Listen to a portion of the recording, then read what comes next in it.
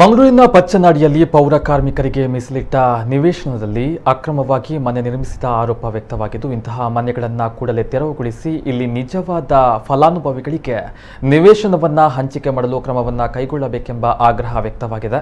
1985ರಲ್ಲಿ ಮಂಗಳೂರು ಮಹಾನಗರ ಪಾಲಿಕೆ ವ್ಯಾಪ್ತಿಯ ಪಚ್ಚನಾಡಿ ಪ್ರದೇಶದಲ್ಲಿ ಪೌರ ಕಾರ್ಮಿಕರಿಗೆ ಮೀಸಲಿಟ್ಟ ಭೂಮಿಯಲ್ಲಿ ಹಲವಾರು ಅತಿಕ್ರಮಣ ಮಾಡಿದ್ದಾರೆ. ಇದನ್ನ ಇಲಾಖೆಯಿಂದ ತನಿಖೆ ನಡೆಸಬೇಕು. ನಾವು ಹಲವು ಬಾರಿ ಮನವಿಯನ್ನ ಮಾಡಿದ್ದೇವೆ, ಆದರೂ ಏನೂ ಕ್ರಮ ಕೈಗೊಂಡಿಲ್ಲ. ಅನೇಕ ಪೌರ ಕಾರ್ಮಿಕರು ನಿವೇಶನ ಇಲ್ಲದೆ ಇರುವ ಸಂದರ್ಭದಲ್ಲಿ ಅವರಿಗೆ 5 ಸೆಂಟ್ಸ್ ಜಾಗವನ್ನ ಮನೆ ನೀಡಲು ಕ್ರಮ ಕೈಗೊಳ್ಳಬೇಕು ಎಂದು ದಲಿತ ಮುಖಂಡರಾದ ಅನಿಲ್ ಆಗ್ರಹಿಸಿದ್ದಾರೆ. ಇನ್ನೋರ್ವ ಮುಖಂಡ SP ಆನಂದ ಮಾತನಾಡಿ, ಈ ಜಾಗವನ್ನ ಪೌರ ಕಾರ್ಮಿಕರಿಗಾಗಿಯೇ ಮೀಸಲು ಇಡಲಾಗಿದೆ. ಮಂಗಳೂರು ಮಹಾನಗರ ಪಾಲಿಕೆಯಿಂದ ಮನೆ ನಿರ್ಮಾಣ ಮಾಡಿಕೊಡುವುದಾಗಿ ನಮಗೆ ಭರವಸೆಯನ್ನ ನೀಡಲಾಗಿತ್ತು, ಆದರೆ ಇನ್ನೂ ನಮಗೇನು ಮಾಡಿ ಪಾಲಿಕೆ ಕೊಟ್ಟಿಲ್ಲ. ಈ ನಡುವೆ ಕೆಲವರು ಜಾಗವನ್ನ ಅತಿಕ್ರಮಣ ಮಾಡಿ ಜಾಗ ಸ್ವಾಧೀನ ಮಾಡ್ತಾ ಇದ್ದಾರೆ. ಇದನ್ನ 1 ವಾರದ ಒಳಗೆ ಸರಿಪಡಿಸಬೇಕು. ಇಲ್ಲದೇ ಇದ್ದಲ್ಲಿ ಪಾಲಿಕೆಯ ನಮ್ಮ ಕೆಲಸವನ್ನ ಸ್ಥಗಿತಗೊಳಿಸಿ ವಾರದ ಒಳಗೆ ಪ್ರತಿಭಟನೆ ಮಾಡಲಿದ್ದೇವೆ ಎಂದು ಆಕ್ರೋಶ ವ್ಯಕ್ತಪಡಿಸಿದರು.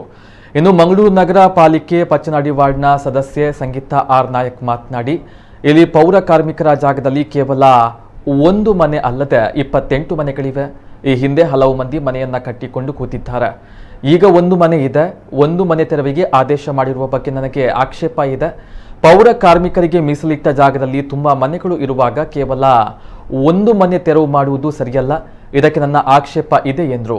ಕಾನೂನಾತ್ಮಕವಾಗಿ ಕ್ರಮ ಕೈಗೊಳ್ಳುವುದಾದರೆ ಎಲ್ಲಾ ಮನೆಗಳ ಬಗ್ಗೆಯೂ ಕ್ರಮವನ್ನ ಕೈಗೊಳ್ಳಬೇಕು ಎಂದು ಆಗ್ರಹಿಸಿದ್ದಾರೆ. ಘಟನಾ ಸ್ಥಳಕ್ಕೆ ಆಗಮಿಸಿದ್ದ ಪಾಲಿಕೆಯ ಕಂದಾಯ ಅಧಿಕಾರಿಗಳು ಈ ಬಗ್ಗೆ ಪರಿಶೀಲಿಸುವ ಭರವಸೆಯನ್ನ ನೀಡಿದ್ದಾರೆ. ಇನ್ನು ಮಾಧ್ಯಮಕ್ಕೆ ಪ್ರತಿಕ್ರಿಯೆ ನೀಡಿರುವಂತಹ ಮಂಗಳೂರು ನಗರ ಪಾಲಿಕೆಯ ಆಯುಕ್ತ ಅಕ್ಷಯ್ ಶ್ರೀಧರ್ ಅವರು, ಪೌರ ಕಾರ್ಮಿಕರಿಗೆ ಮೀಸಲಿಟ್ಟ ಮನೆಯನ್ನ ಕಟ್ಟಿರುವುದು ಸರಿಯಲ್ಲ. ಈಗಾಗಲೇ ತೆರವು ಮಾಡಲು ನೋಟಿಸ್ ಅನ್ನ ನೀಡಲಾಗಿದೆ.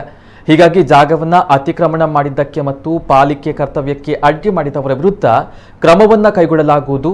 ವಾರದ ಒಳಗೆ ಅಕ್ರಮವನ್ನ ತೆರವುಗೊಳಿಸಲು ಕ್ರಮ ಕೈಗೊಳ್ಳಲಾಗುವುದು ಎಂದಿದ್ದಾರೆ.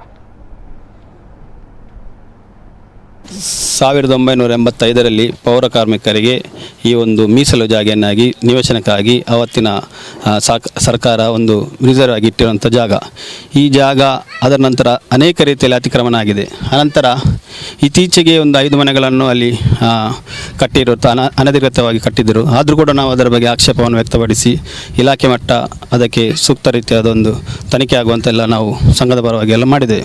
ಅನಂತರ ಇವತ್ತಾಗಿ ಇದು ಹೊಸದಾಗಿ ಇನ್ನೊಂದು ಮನೆಯಲ್ಲಿ ಅತಿಕ್ರಮಣ ಆಗಿದೆ. ಆಗಿರುವಾಗ ಇದು ಪೌರ ಕಾರ್ಮಿಕರು ಮಾಡುವಂಥ ಬಹಳ ದೊಡ್ಡ ಒಂದು ತಪ್ಪು. ಅದರಿಂದ ನಾನು ಕೂಡಲೇ ಆಗ್ರಹಿಸ್ತೇನೆ, ಸಂಬಂಧಪಟ್ಟ ಇಲಾಖೆಯವರು ಹಾಗೆ ಜಿಲ್ಲಾಧಿಕಾರಿಗಳು ಬಹುಶಃ ಇವತ್ತು ಅನೇಕ ಪೌರ ಕಾರ್ಮಿಕರು ಮನೆ ಇಲ್ಲದೆ ಇವತ್ತು ಬಾಡಿಗೆ ಮನೆಯಲ್ಲಿರುವಂಥ ಪರಿಸ್ಥಿತಿ ನಗರ ಪಾಲಿಕೆ ವ್ಯಾಪ್ತಿಯಲ್ಲಿದೆ. ಹಾಗಿರುವಾಗ ಇದು ನಮಗೆ ಒಂದು ಮೀಸಲು ಜಾಗದಲ್ಲಿ ಸಹ ನಮಗೆ ಒಂದು ಮನೆ ಕಟ್ಟಲಿಕ್ಕೆ ಅವಕಾಶ ಕೊಡದಿದ್ದರೆ ಇದು ಬಹಳ ಒಂದು ಪೌರ ಕಾರ್ಮಿಕ ಮಾಡುವಂಥ ಅನ್ಯಾಯ ಆಗುತ್ತೆ. ಆದ್ದರಿಂದ ನಾನು ಈ ಸಂದರ್ಭದಲ್ಲಿ ವಿನಂತಿ ಮಾಡಿಕೊಳ್ಳೋದು ಜಿಲ್ಲಾಧಿಕಾರಿಗಿರ್ಬೋದು ಅಥವಾ ಸರ್ಕಾರಕ್ಕೆ, ಏನು ಇವತ್ತು ಪೌರ ಕಾರ್ಮಿಕರಿಗೆ ಅನ್ಯಾಯ ಆಗಿದೆ, ಇದು ಅತಿಕ್ರಮಣ ಆಗ್ತಿದೆ, ಅದನ್ನು ಕೂಡಲೇ ತೆರವುಗೊಳಿಸಬೇಕು.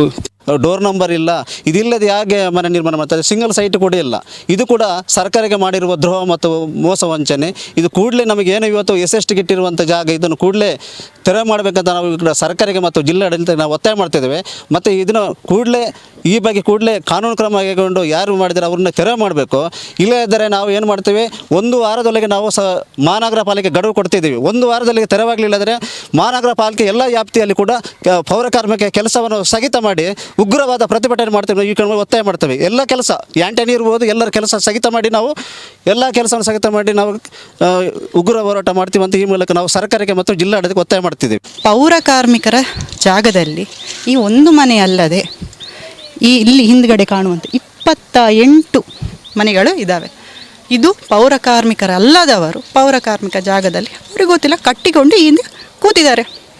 ಆವಾಗೆಲ್ಲ ಇದ್ದಿದ್ದು ಕಾಂಗ್ರೆಸ್ ಕಾರ್ಪೊರೇಟರ್ ಇಲ್ಲಿ.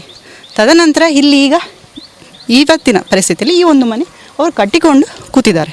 ಈಗ 1 ಮನೆಗೆ ತೆರವಿಗೆ ಸೆಲೆಕ್ಟಿವ್ ಆಗಿ ಆರ್ಡರ್ ಆಗಿದೆ ತೆರವುಗೊಳಿಸಬೇಕು ಅಂತ. ಇದರ ಬಗ್ಗೆ ನನಗೆ ಆಕ್ಷೇಪ ಇದೆ. ಯಾಕಂದರೆ ಜನಪ್ರತಿನಿಧಿಯಾಗಿ ನನಗೆ ಆಗೋದು, ಕಾನೂನಾತ್ಮಕವಾಗಿ ಅವರೇನು ಕ್ರಮ ಕೈಗೊಳ್ತಾರೆ ಅದರ ಬಗ್ಗೆ ನನಗೆ ಯಾವುದೇ ಆಕ್ಷೇಪ ಇಲ್ಲ. ಆದರೆ ಪೌರ ಕಾರ್ಮಿಕರಿಗೆ ಮೀಸಲಿಟ್ಟ ಜಾಗದಲ್ಲಿ ಇಷ್ಟೂ ಮನೆಗಳಿದ್ದಾವೆ, ಆವಾಗ ಏನು ಮಾತಾಡೋದೆ ಅದಕ್ಕೆಲ್ಲ ಬಿಟ್ಟು 1 ಮನೆ ಈಗ ಆಗಿ ಕೂತು ತೆರವುಗೊಳಿಸಲಿಕ್ಕೆ ನನ್ನ ಆಕ್ಷೇಪ ಇದೆ. ಒಂದನೇ ವಿಚಾರ, ಒಂದು ಸಿಂಗಲ್ ಮನೆಯನ್ನು ಸೆಲೆಕ್ಟಿವ್ ಆಗಿ ನೀವು ಡೆಮೊಲೇಷನ್ಗೆ ಆರ್ಡರ್ ಮಾಡುವಂಥದ್ದು ತಪ್ಪು. ಪೌರ ಕಾರ್ಮಿಕರಿಗೆ ಅನ್ಯಾಯ ಆಗ್ತಿದೆ. ಪೌರ ಕಾರ್ಮಿಕರ ಜಾಗದಲ್ಲೇ ಎಲ್ಲ ಇದೆ. 2018 ಲಾಸ್ಟ್ 19 ಜನವರಿಯಲ್ಲಿ ಒಂದು ಮನೆ ಕಟ್ಟಿಕೊಂಡು ಆವಾಗಲೂ ಸಹ ಯಾರು ಧ್ವನಿ ಎತ್ತಲಿಲ್ಲ, ಏನೂ ಆಗಲಿಲ್ಲ. ನಾನು ಎಲೆಕ್ಟ್ ಆಗಿ ಬಂದದ್ದು 2019 ನವೆಂಬರಲ್ಲಿ. ನಂತರ ಇವಾಗ ಒಂದು ಮನೆ, ಇದಕ್ಕೆ ಯಾಕೆ ಇಷ್ಟೊಂದು ಎನ್ನುವಂಥ ವಿಚಾರ. ಇನ್ನೊಂದು, ಪೌರ ಕಾರ್ಮಿಕರ ಜಾಗ ಅಂತ ಗೊತ್ತಾದಾಗ ಪೌರ ಕಾರ್ಮಿಕರು ಯಾರೆಲ್ಲ ಇದ್ದಾರೋ ಈ ಹಿಂದೆ ಯಾರು 1985 ಯಾರು ಅಲಾಟ್ ಆಗಿ ಕೂತಿದ್ದಾರೋ ಆ ಅಲಾಟೀಸ್ ಎಲ್ಲ ಬಂದು ಕೂತ್ಕೊಳ್ಳಿ ಅಲ್ವಾ, ಅವರಿಗೆ ಆಗೋದಿಲ್ವಾ, ಬೇರೆ ಪೌರ ಕಾರ್ಮಿಕರಿಗೆ ಅಲೋಕೇಟ್ ಮಾಡಿ ಅನ್ನಂಥ ಈ ವಿಚಾರನ ನಾನು ಈಗಾಗಲೇ ಕೌನ್ಸಿಲಲ್ಲೂ ಹೇಳಿದ್ದೇನೆ. ಆವಾಗಿನ ಕಮಿಷನರ್, ನಂತರದ ಕಮಿಷನರ್ ಅವರ ಹತ್ರನೂ ಹೇಳಿದ್ದೇನೆ. ಇಲ್ಲ ಆಗೋದಿಲ್ಲ, ಯಾಕಂದರೆ ಕೆಲವೊಂದು ವಿಚಾರ ಬಂತು, ಈಗ ಬಫರ್ ಝೋನ್ ಅದು ಇದು ಅಂತ. ಹಾಗಿದ್ರೆ ಆಗೋದಿಲ್ಲ ಅಂತ ಹೇಳಿದರೆ ಅವರಿಗೆ ಬೇರೆ ಕಡೆ ಸ್ಥಳ ಗುರುತು ಮಾಡಿ, ಯಾರೆಲ್ಲ ಪೌರ ಕಾರ್ಮಿಕರಿದ್ದಾರೋ ಅವರಿಗೆಲ್ಲ ಅಲೋಕೇಟ್ ಮಾಡಿ ಅಂತ ಈ ವಿಚಾರವಾಗಿ ನಾನು ಈಗಾಗಲೇ ಹೇಳಿದ್ದೇನೆ ಕೂಡ. ಅಲ್ಲದಿದ್ದರೆ ಇಲ್ಲಿ ಆಗೋದಿಲ್ಲ ಅಂತ ನೀವು ಬೌಂಡ್ರಿ ಹಾಕಿ, ಫೆನ್ಸಿಂಗ್ ಮಾಡಿ, ಅಥವಾ ಒಂದು ಗಟ್ಟಿಯಾದ ಬೌಂಡ್ರಿ ಹಾಕಿ ನೀವು ಪ್ರೊಟೆಕ್ಟ್ ಮಾಡಿ. ಸ್ಥಳ ಖಾಲಿ ಇದ್ದರೆ ಸಮಸ್ಯೆ ಆಗುವಂಥದ್ದು. ಆದರೆ ನೀವು ಕಾನೂನಾತ್ಮಕವಾಗಿ ಕ್ರಮ ಕೈಗೊಳ್ತೇವೆ, ಕಾನೂನಾತ್ಮಕ ಸ್ಪಷ್ಟವಾಗಿ ತಗೊಳ್ಳಿ. ಒಬ್ಬರಿಗೆ ಅನ್ಯಾಯ ಆಗಲಿಕ್ಕೆ ಜನಪ್ರತಿನಿಧಿಯಾಗಿ ನಾನು ಬಿಡುವುದಿಲ್ಲ. ಮತ್ತು ಪೌರ ಕಾರ್ಮಿಕರಿಗೂ ಕೂಡ ಅನ್ಯಾಯ ಆಗಬಾರ್ದು. ಎಷ್ಟು ಜಾಗ ಇದೆ ಎಲ್ಲ ಪೌರ ಕಾರ್ಮಿಕರನ್ನು ಗುರುತಿಸಿ ಇಲ್ಲಿ ಕಟ್ಟಿಸಿಕೊಡು, ಅದಕ್ಕೆ ನನ್ನ ಸಂಪೂರ್ಣ ಬೆಂಬಲ ಇದೆ.